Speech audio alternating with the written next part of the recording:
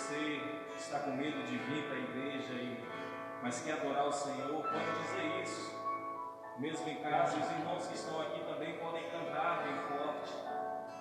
Que privilégio nós estamos aqui. Mais de 100.000 pessoas no Brasil já morreram e você está aqui para adorar o Senhor. Por isso aclame ao Senhor toda a terra e cante.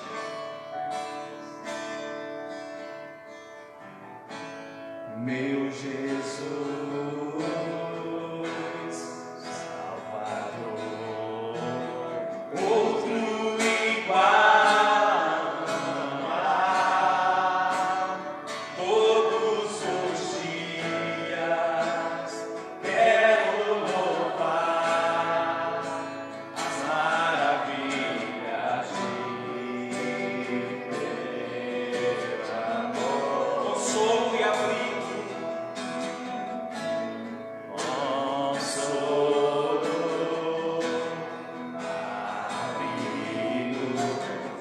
Sai refúgio é o Senhor, com todo o meu ser, com tudo que sou, sempre te adorarei.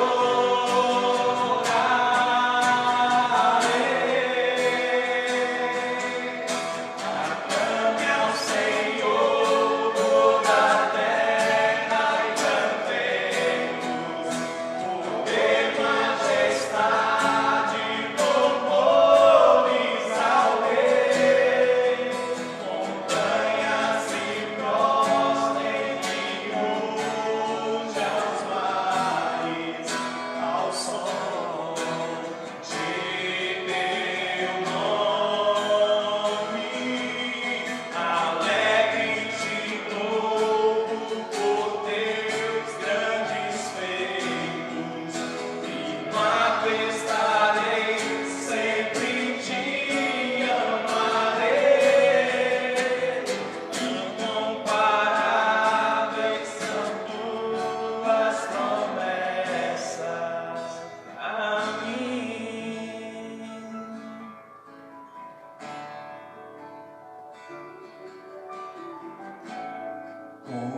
Consolo,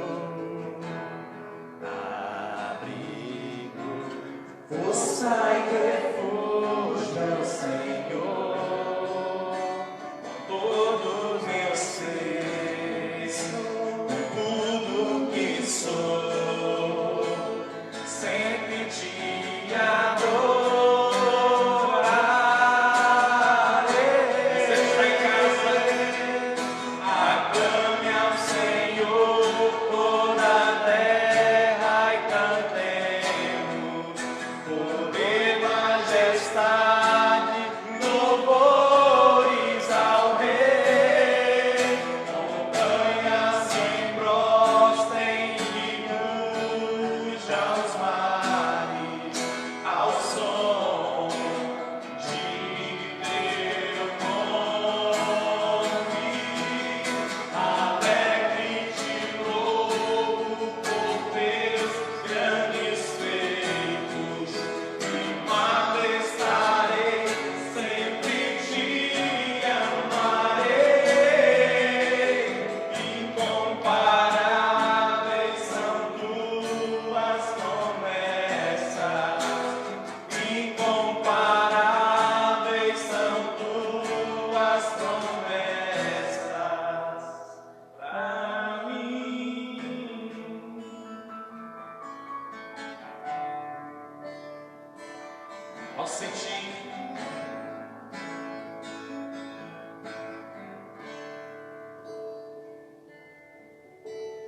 Ao sentir o mundo ao meu redor,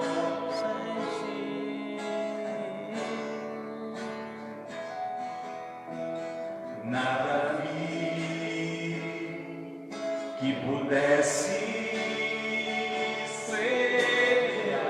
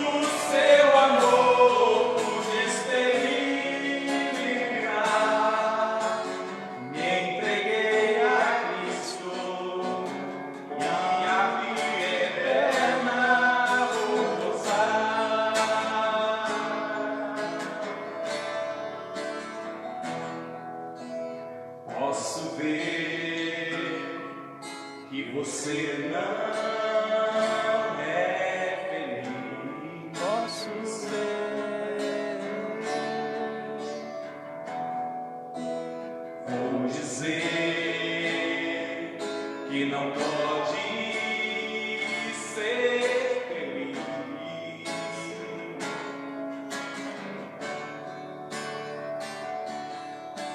se continuar a procurar em vão por caminhos que não trazem solução. Só em Jesus a paz real você vai encontrar e o seu amor vai experimentar. Venha Jesus Cristo e a vida eterna vai gozar.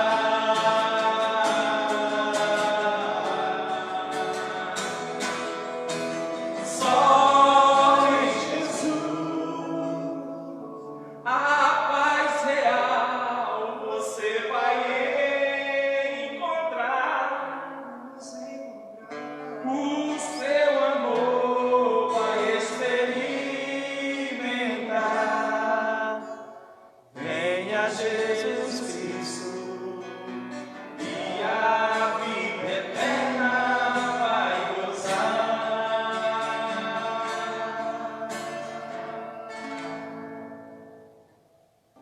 Muito bem, meus queridos, nós então agradecemos a Deus e aos meninos, aos músicos aqui por essa primeira parte. Nós vamos agora fazer a meditação no texto que nós lemos anteriormente.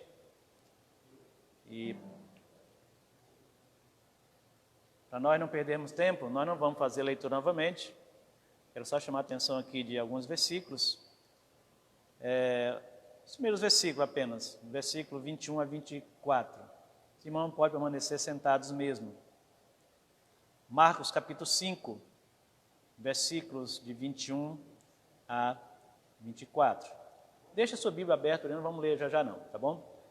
Bom, nós vamos falar hoje sobre esperança.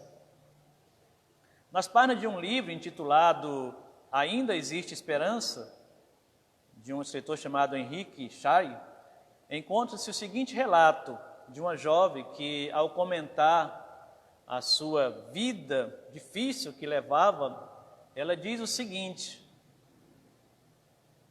desejava ser popular entre os rapazes. Um dia cedi à tentação no banco traseiro de um carro.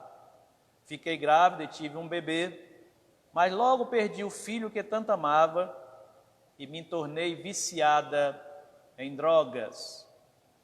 Agora sou prostituta. E ela terminou o seu relato perguntando assim: há esperanças para mim? A pergunta feita por essa jovem é a mesma que muitos jovens também hoje fazem em nossos dias. Há esperança para mim? Ou algumas mães perguntam: há esperança para o meu filho que está sendo destruído no mundo das drogas? Ou mesmo aquela esposa que também pergunta: há esperança para o meu esposo que está mergulhado na bebida, no vício, e não consegue se libertar? Como falar então, irmão, de esperança em nossos dias, em meio a um mundo de corrupção, de violência, de tantas coisas ruins, não é? Tanto ódio, tanta falta de amor, falta de paz? Como falar de esperança? Para se achar esperança em meio a tanto conflito, precisamos, sem dúvida, nos dirigirmos à Bíblia, esse livro maravilhoso. É isso mesmo. A Bíblia nos fala de esperança e diz que a esperança é uma pessoa. Essa pessoa é Jesus Cristo. A esperança é Jesus. E o Deus de esperança vos encha de toda alegria e paz no vosso crer, para que seja rico de esperança no poder do Espírito Santo. Romanos capítulo 15, versículo 13. Então, vamos novamente à Bíblia. Você que já está com a sua Bíblia aberta aí, leiamos novamente Marcos capítulo 5, versículo 21 a 24, primeiramente. Tendo Jesus voltado no barco para o outro lado, afluiu para ele grande multidão, e ele estava junto do mar. Eis que se chegou a ele um dos principais da sinagoga, chamado Jairo, e vendo-o, prostrou-se a seus pés, e insistentemente lhe suplicou: minha filhinha está à morte, vem, impõe as mãos sobre ela, para que seja salva e viverá. Jesus foi com ele, grande multidão o seguia, comprimindo-o.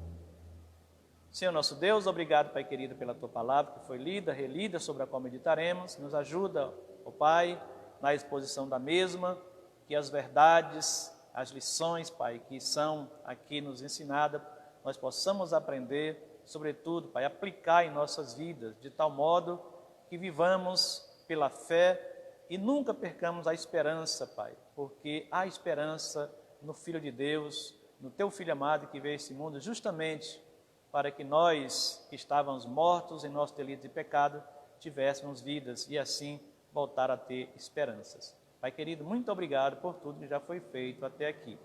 É em nome de Cristo Jesus que te oramos. Amém. Ok, então nossa esperança é Jesus, nossa única esperança. Todo o contexto dessa passagem, que os irmãos já conhecem certamente tão bem, mostra que Jesus é a esperança dos desesperançados.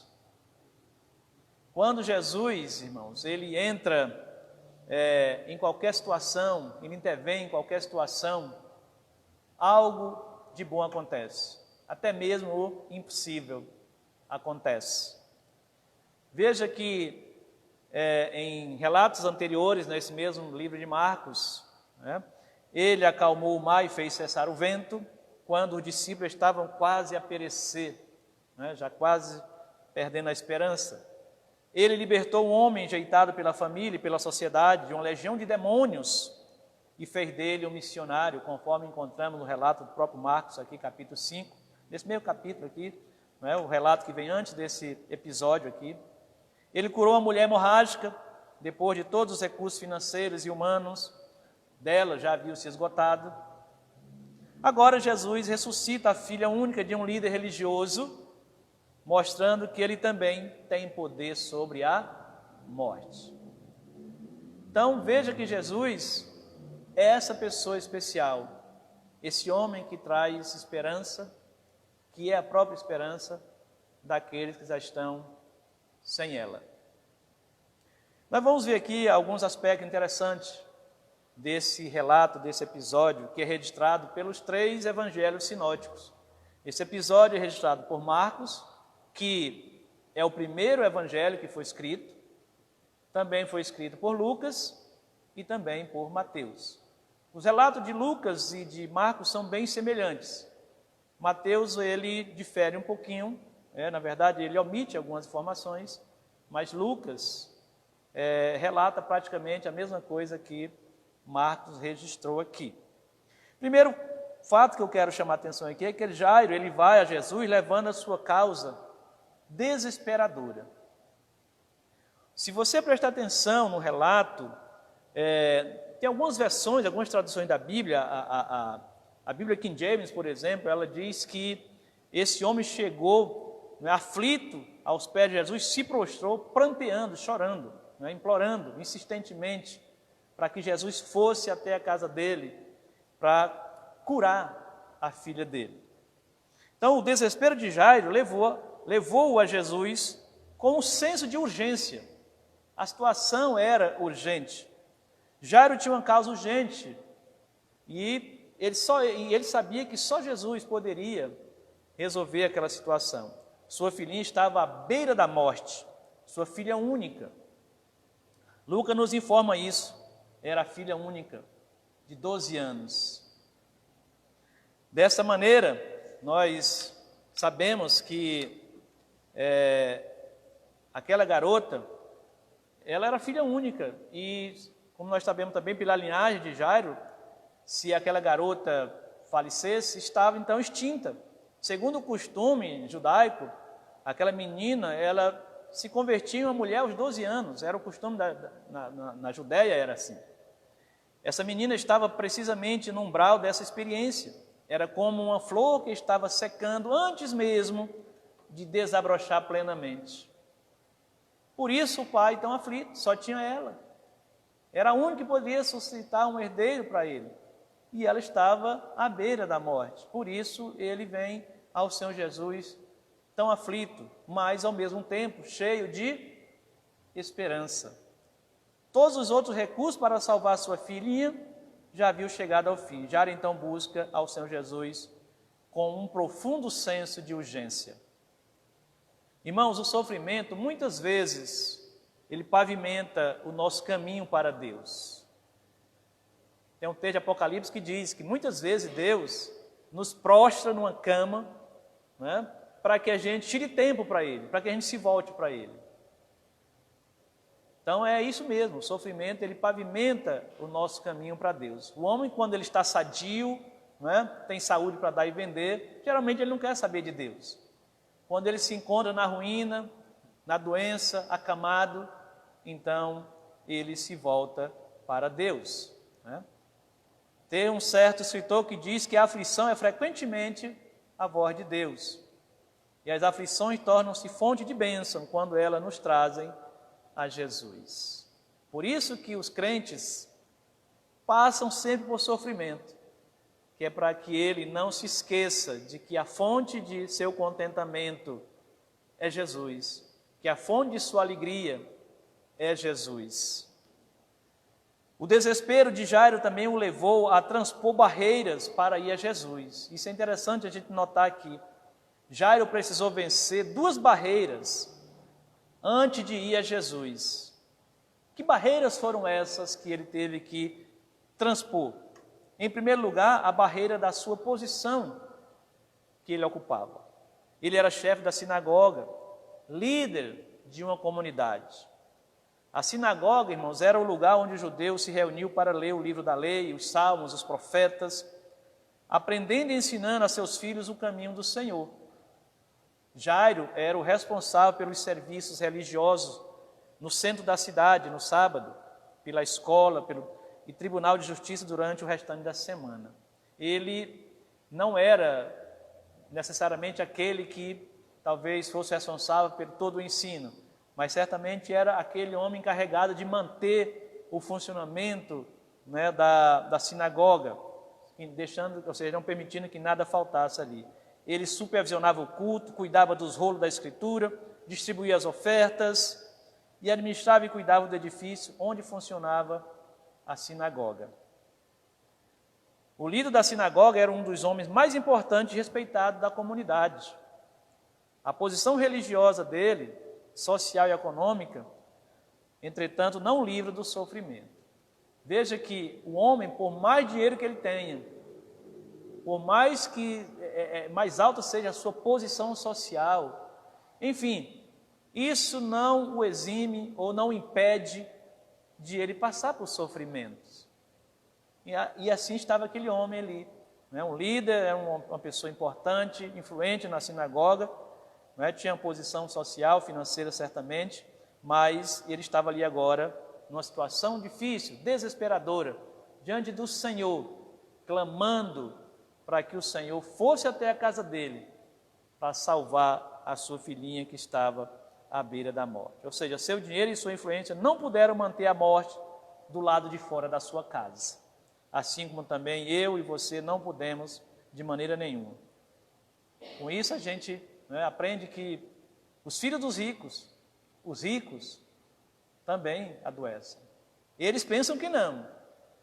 Eles pensam que o seu dinheiro, o seu poder, né, a sua posição social não os faz ou os fará algum dia necessitar do favor de Deus. Isto é um ledo engano. John Charles Riley, um bispo anglicano que viveu no século XIX, diz que a morte vem aos casebres e aos palácios, aos chefes e aos servos, aos ricos e aos pobres. Somente no céu a doença e a morte não podem entrar. Esse homem é um escritor muito famoso, ele tem um livro, eu até tenho um livro dele chamado Santidade. É muito bom esse livro. Eu aconselho alguém, se puder adquirir algum livro dele e ler, é muito bom. Então, ele, ciente da dramática realidade que estava vivendo, Jairo despojou-se de sua posição social e prostrou-se perante os pés de Cristo, clamando de forma insistente para que o Senhor fosse na casa dele curar a sua filha. Ou seja, naquele momento ali, ele então deixou de lado toda a sua classe, a sua posição social e se humilhou, né, ali perante o Senhor. Muitas vezes, irmãos, o orgulho ele pode levar um homem a perder as maiores bênçãos. Quantas pessoas já não perderam bênçãos porque o orgulho falou mais alto? O orgulho é algo terrível na vida do homem. Imagine se Naamã, você conhece a história dele, tivesse mantido ali impávido diante do seu orgulho e não tivesse cedido às orientações, aos pedidos dos seus subordinados, seus servos, para que então atendesse ao pedido do homem de Deus, Eliseu, e se banhasse no Rio Jordão, né, para ficar curado da lepra. Se ele não tivesse cedido então ao seu orgulho, ele teria morrido leproso, teria perdido a bênção. Em segundo lugar também, o Jairo venceu a barreira da oposição dos líderes religiosos. A essas alturas, os escribas e os fariseus já se mancomunavam certamente com os herodianos para manterem, ou melhor, para matar a Jesus. Jesus, para eles, era uma ameaça. Jesus ali proclamando, né, a salvação pela fé no Filho de Deus, proclamando arrependimento, né, ou seja, insistindo que as pessoas então se arrependessem dos seus pecados, se convertessem dos seus maus caminhos, enfim. Aquilo não era bom para os judeus, porque muita gente estava se convertendo. Então, esses homens já estavam assim, já muito preocupados com a situação deles, politicamente falando. As sinagogas elas estavam fechando as portas para o rabi da Galileia. Os líderes religiosos viam como uma ameaça à religião judaica. Jairo então precisou romper com medo da crítica ou mesmo da retaliação dos maiores líderes religiosos da nação. Foi outro obstáculo que ele teve que vencer também. Então vejam, irmãos, que muitas vezes, para se obter a bênção de Deus, o homem ele precisa abrir mão de algumas coisas, ou precisa vencer algumas barreiras até chegar a Jesus. Que barreiras, talvez, você ainda precise vencer para realmente se entregar ao Senhor de todo o seu coração, de toda a sua alma, todo o seu ser, e não haver mais nenhum obstáculo que impeça essa sua comunhão fervorosa, íntima e permanente com o Senhor. Você já pensou nisso? Há 3 fatos aqui também que eu quero relacionar aqui com esse episódio de Jairo, que levou ele a prostrar-se aos pés de Jesus. O primeiro fato é que Jairo ele se humilhou diante de Jesus. A Bíblia diz que ele se prostrou. E esse ato de prostração diante de um homem, principalmente no caso de Jesus, que estava ali como Messias, era o reconhecimento de quem ele era, de quem ele dizia ser. Ou seja, aquele homem estava ali reconhecendo que Jesus era o Messias, que era o Filho de Deus que estava ali cumprindo a profecia, né, dos profetas. Então, aquele homem reconheceu o poder de Jesus, ele se prostrou e nada exigiu, mas pediu com humildade que Jesus curasse a filha dele. Ele se curvou e não expôs seus predicados, nem tentou tirar proveito da sua condição social ou a posição religiosa. Infelizmente, nós sabemos que hoje muitas pessoas, às vezes para obter algo, eles se prevalecem da sua condição sociofinanceira né, a sua posição na sociedade, para que então ele consiga obter aquilo que ele pretende. E, infelizmente eles conseguem, né, através do que nós chamamos de apadrinhamento, né, ou seja, porque é filho de um juiz, porque é filho de um deputado, porque é parente, enfim. Como agora recentemente eu estava vendo, não sei se vocês chegaram a ver, a filha de 2 ministros do Supremo vão ser indicadas para ser desembargadora no Rio de Janeiro, né? São advogadas, é verdade, eu não sei se elas têm mérito, não vou entrar nessa questão aqui, mas só o fato de serem filha desses ministros, né, já é assim algo suspeito. Mas infelizmente é assim na nossa sociedade. Pessoas usam a influência que têm então para obter vantagens pessoais. Na presença de Jesus, meu querido, não há espaço para vaidades. John R. Warner diz que não há lugar na terra mais alto do que aos pés de Jesus. Perceba aí o trocadilho que ele faz aí, ou seja, não existe lugar mais alto do que os pés de Jesus. Porque para muitos, chegar aos pés de Jesus é difícil, é como se estivesse subindo aí uma grande ladeira, né? Porque muitos não querem então chegar, se prostrar aos pés de Jesus. E aquele homem, ele fez isso. Em segundo lugar também, Jairo clamou com perseverança. Jairo não apenas suplicou a Jesus, mas ele fez isso com insistência. Mais uma lição para nós. Clamar a Jesus com insistência. Aliás, Jesus ensinou isso nas suas orações, né? Ou seja, no modo como nós devemos orar com perseverança, com insistência, não desistir facilmente. E foi isso que Jairo fez. Ele fez esse pedido com súplica, né, com insistência. Ele foi perseverante na oração dele, ou seja, no pedido dele. Então veja que se você quer obter o favor de Deus, você tem que agir como Jairo mais ou menos agiu aqui. Agir com humildade, com perseverança, com insistência, reconhecendo quem Deus é, reconhecendo quem Jesus é. Em terceiro lugar, Jairo clamou com fé. Não há nenhuma dúvida no pedido dele. Ele crê que Jesus tem o poder para levantar sua filha no leito de morte. Porque senão ele não teria vindo dessa maneira, cheio de esperança. Veja que aquele homem, ele está ali porque ele crê, ele tem certeza que Jesus Cristo pode tirar a filha dele daquela condição. Isto é fé, isso é ter esperança na pessoa de Jesus Cristo. Quantos de nós, às vezes, irmãos, desistimos facilmente ou não exercitamos bem a nossa fé diante de problemas pelos quais passamos? Recentemente nós perdemos uma irmã da igreja, lá da nossa congregação. 6 anos ela passou lutando contra uma cirrose. Mas quando você falava com aquela mulher, você às vezes pensava tentar confortá-la, animá-la, você saía de lá era animada, porque a postura dela era de uma confiança tremenda no Senhor.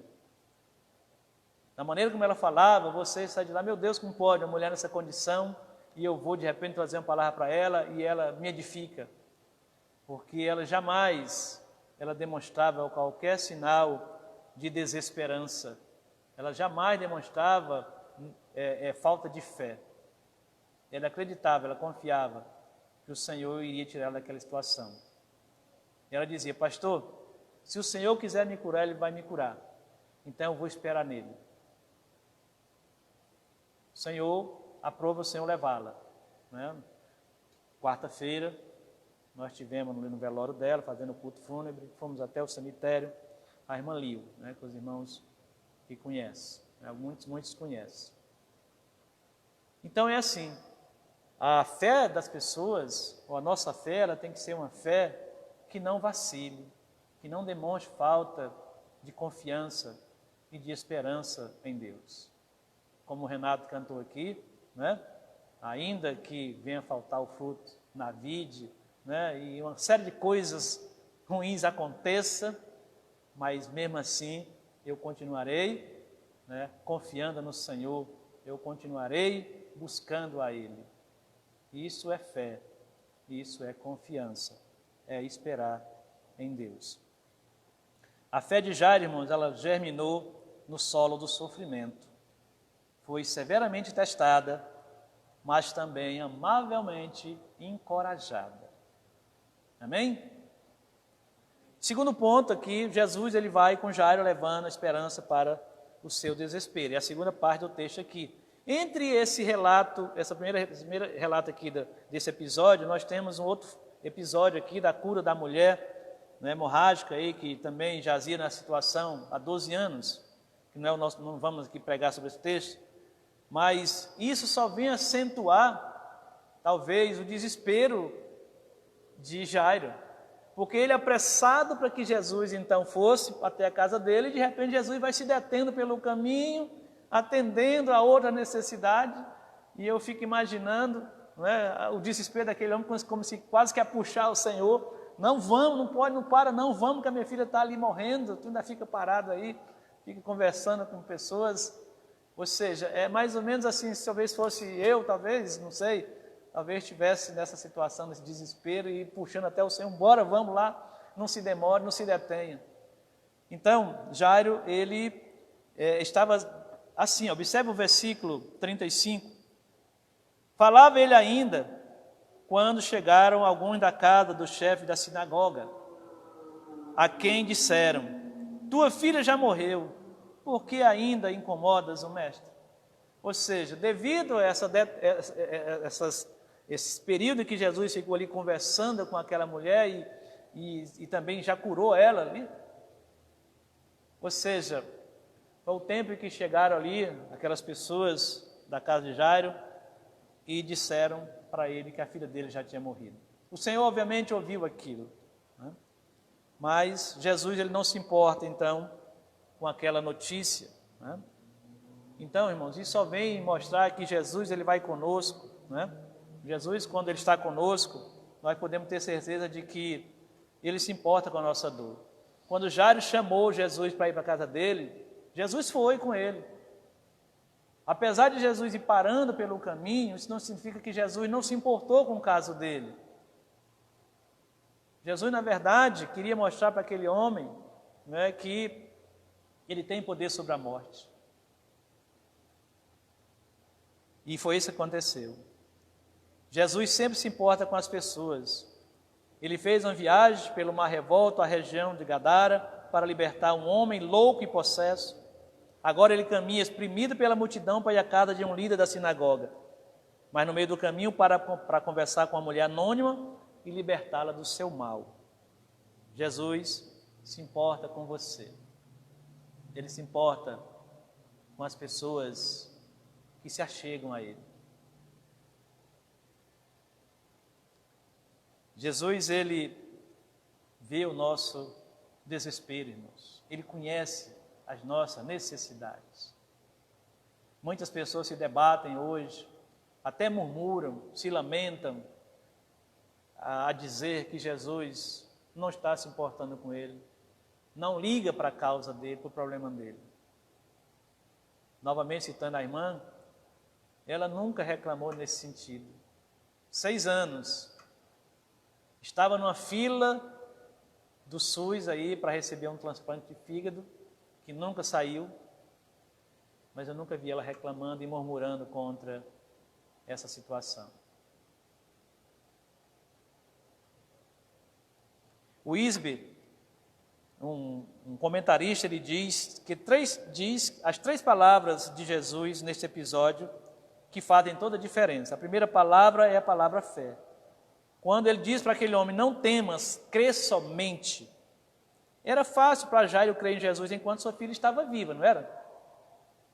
Enquanto a filhinha dele estava viva, Jesus disse, olha, crê que eu vou na tua casa e vou salvar a tua filha. Mas quando se chega com a notícia de que ela já estava morta, ele certamente, pronto, foi-se a minha esperança nesse homem. Agora não tem mais jeito, minha filha já morreu.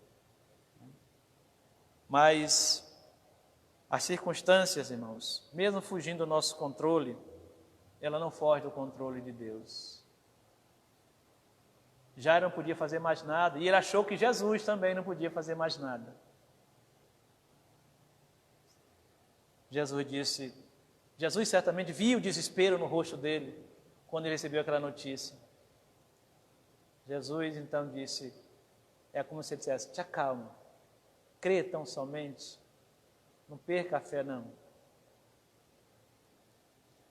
Em segundo lugar, a palavra é a palavra esperança. A criança não está morta, mas dorme, foi isso que ele disse para Jairo. Crê tão somente, tua filha não está morta, ela somente dorme. Para o cristão, a morte, irmão, é um sono passageiro, quando o corpo descansa e o espírito sai do corpo. Tiago 2:26. Para habitar com o Senhor e estar em Cristo, conforme Filipenses 1, versículo 20 a 23. Não é a alma que dorme, mas o corpo que aguarda a ressurreição na segunda vinda de Cristo. É assim que nós cremos. Eu sei que existem certas denominações que creem nessa doutrina do sono da alma. Nós não cremos dessa maneira. Em terceiro lugar, a palavra de poder. A menina, ele diz, menina, eu te mando, levanta-te. No versículo 41, a gente pode ver isso. Observe que ele diz, todos, tomando-a pela mão, disse, talitar comigo, que quer dizer, menina, eu te mando, levanta-te. Então, é uma palavra de poder, irmãos. Mostra que Jesus, ele cura pelo poder da sua palavra. Né? Uma palavra vinda do Senhor Jesus, né? Pode crermos que o fato se concretiza. Aquilo que ele disse acontece. A menina levantou-se, não apenas da morte, mas também da enfermidade. Ficou completamente curado. Quando Jesus vai conosco, irmãos, os imprevistos humanos não podem frustrar os propósitos divinos. Jesus foi até a casa de Jairo. Você acha que ele indo até a casa de Jairo, a menina estando morta ali, mesmo ele tendo sido ridicularizado pelas pessoas que estavam ali, quando ele disse, não, a menina não está morta, só dorme. As pessoas riram-se dele. Né? Fizeram dele ali uma espécie de ridículo. Como se ele dissesse, esse cara está louco, essa menina já morreu, nós temos certeza. E ele diz que a menina não está morta. Mas Jesus não foi até a casa de Jairo em vão. Ele sabia o que iria acontecer ali. Ele sabia o que foi fazer ali. Enquanto a mulher com hemorragia recebe graça, o pai da moribunda vive o inferno, diz Adolf Paul. Jairo deve ter ficado aflito quando Jesus interrompeu a caminhada da sua casa para atender aquela mulher anônima no meio da multidão.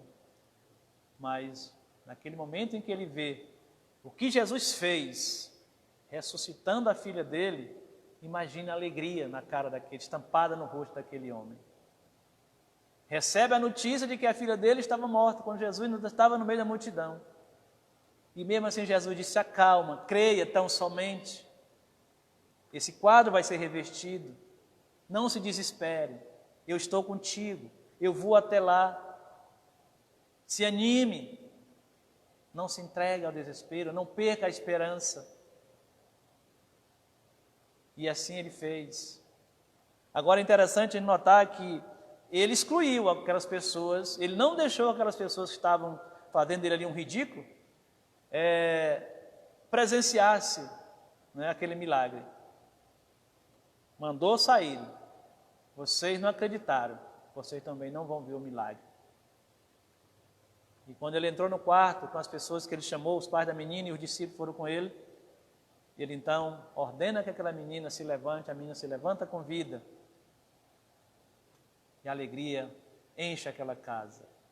Imaginem, aquele pai que soube a notícia, ainda tempo atrás, de que sua filhinha estava morta, e aquela menina agora vive novamente, é motivo de alegria. Amém, irmãos?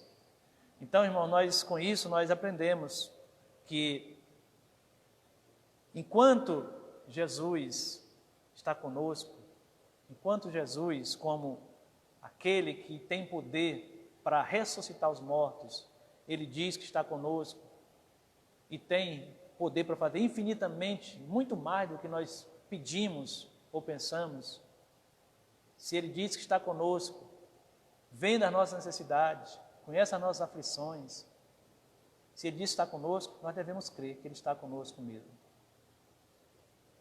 Aquele homem creu quando Jesus disse, creia tão somente. Eu creio que ele se acalmou naquele momento e disse, e assim, vamos à minha casa.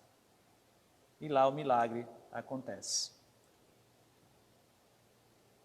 Para a gente finalizar, irmãos, nós sabemos que na hora em que todos os nossos recursos acabam, Jesus nos encoraja a crer somente. As más notícias, elas não podem abalar a nossa fé. Você já recebeu certamente alguma má notícia? E ou coisa ruim, né? Eu lembro-me do dia em que nós recebemos a notícia de que o Ney, né, filha Marilene, meu enteado, faleceu. Uma coisa terrível, uma péssima notícia. Logo todo mundo entrou em desespero. E nesse tempo eu não era crente ainda, quer dizer, tinha feito uma decisão, mas na verdade pouco exercitava a minha fé. Tinha me convertido, mas não me alimentava, não tinha crescido, não tinha progredido na fé. Minha esposa estava desviada. Mas diante de uma má notícia dessa, uma situação dessa, às vezes até mesmo o melhor crente, pela sua condição humana, não tem como ele não se abalar. Imagine esse homem que, ele certamente era um homem que, religiosamente falando, ele tinha, digamos assim, as suas qualidades, as suas virtudes, era um chefe da sinagoga, mas ele certamente ficou muito abalado, não só com a doença da sua filha, mas principalmente com a morte dela. E agora, né, ele se alegra porque ela já está de volta à vida. Jesus, ele traz aqueles que estão mortos de volta à vida. Ele disse, aquele que crê em mim e nas minhas palavras, ainda que esteja morto, né, viverá. Né? Ou seja, ele não entra em condenação, tá certo? Passa da morte para a vida. E é isso que Jesus faz. Concluindo então, irmãos, a morte ali naquele milagre foi tragada pela vitória. Na presença de Jesus há plenitude de alegria. Só Ele pode acalmar os vendavais de nossa alma, aquietar nosso coração e trazer-nos esperança no meio do desespero. Marcos registra, imediatamente, ele diz, imediatamente a menina se levantou e pôs-se a andar. A ressurreição restaurou tanto a vida como a saúde daquela menina. Nenhum resquício de mal, nenhum vestígio de preocupação. O milagre foi completo. A vitória retumbante e a alegria indizível naquele lar. E é assim na minha casa, na sua casa, irmãos, quando coisas boas acontecem, não é assim? Nós ficamos felizes. Como eu fiquei feliz, meu filho? Vocês nem sabem como nós oramos, né, pela recuperação do Mateus e da Jéssica. Nós confiamos tanto em Deus, né, e começamos a orar, então, porque como Mateus falou aqui, são mais de 120 mil mortos, meus queridos, por essa doença Covid-19. Aquele que pegou, foi infectado e foi curado, deve levantar as mãos ao céu e dizer, Senhor, muito obrigado, Senhor, porque Tu me livraste da morte. Então, é motivo de alegria, irmãos, quando a gente vê, né, essas coisas acontecendo em nosso lar. Jesus é a esperança dos desesperançados. Ele mostrou isso para o homem que não podia ser subjugado, para a mulher que não podia ser curada, e para o pai que recebeu a informação de que não poderia mais ser ajudado. Tanto é que o empregado dele disse, não adianta mais, deixa o mestre aí quieto. Por que ele podia fazer?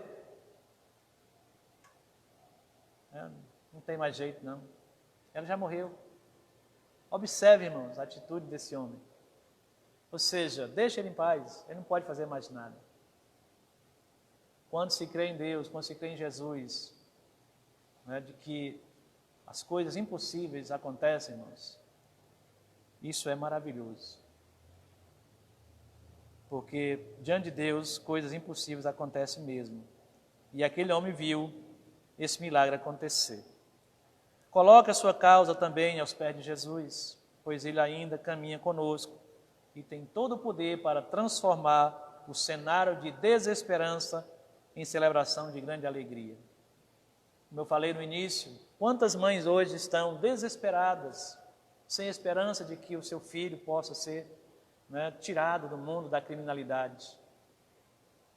Mas quantas mães também já se prostraram diante da cruz de Cristo, clamando, e seu filho foi liberto? Quantos depoimentos nós temos visto de jovens rasgando ali diante do altar do Senhor, aquela camisa, sei lá, que eles usam lá, que representava aquela facção, foi liberto. Quantas pessoas, quantos maridos, por exemplo, foram então libertos do vício da bebida? Quantos casamentos foram restaurados diante do clamor da esposa, clamando pela restauração do seu casamento? A questão é não perder a esperança, irmãos. Sabemos nós que para Deus não há nada impossível. Não devemos perder a esperança jamais. Sabemos que Deus sempre faz a sua vontade. E que a vontade dele é boa, perfeita e agradável. E seja o que for que ele decida para nossas vidas, devemos receber como sendo o melhor de Deus para nós. Porque a vontade dele é assim, boa, perfeita e agradável. Aquilo que nós esperamos de Deus como sendo o melhor para nós, pode não vir da forma como a gente pensava que era o melhor. Mas veio da forma como Deus viu que era o melhor. E nisso também ele é glorificado. Assim foi glorificado na cura dessa garota de 12 anos, deste homem, chefe da sinagoga judaica. Que Deus nos abençoe e nos ajude a nunca perder a fé e a esperança em Jesus Cristo. Amém? Oremos. Senhor nosso Deus, obrigado, Pai, obrigado pela Tua palavra, Senhor. Obrigado, Pai, pelo registro desse milagre, Pai, maravilhoso, que mostra, Pai, que o Teu Filho Jesus, Ele se importa conosco. Que mostra, meu Pai, que nada há de impossível para Ele. Nem mesmo a morte é capaz de detê-lo, Senhor.